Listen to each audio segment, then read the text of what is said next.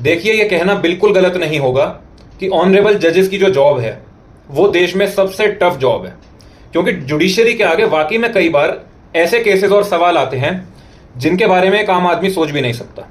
हाल ही में बॉम्बे हाईकोर्ट के आगे केस आता है। अब यहां पर एक आदमी है जिसके अगेंस्ट पॉक्सो का केस हुआ।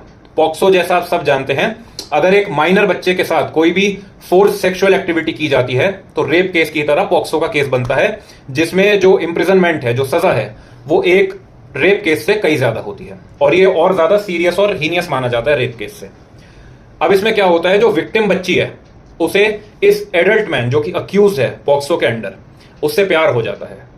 दोनों के परिवार मिलकर इनकी शादी करवा देते हैं और शादी से एक बच्चा भी हो जाता है।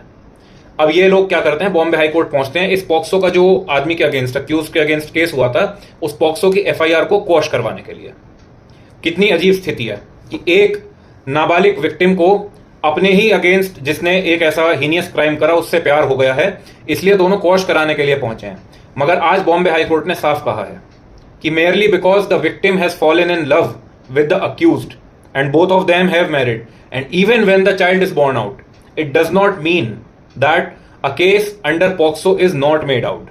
लेमन लैंग्वेज में बॉम्बे हाई कोर्ट ने बिल्कुल साफ कह दिया है कि भले ही आपको आपस में इन्फेचुएशन, प्यार हो गया हो, आपकी शादी हो गई हो, मगर इसका मतलब यह नहीं कि आपने कोई अपराध नहीं किया था। इसका मतलब यह नहीं कि पॉक्सो के अंडर आपके ऊपर केस नहीं चलाया जाएगा।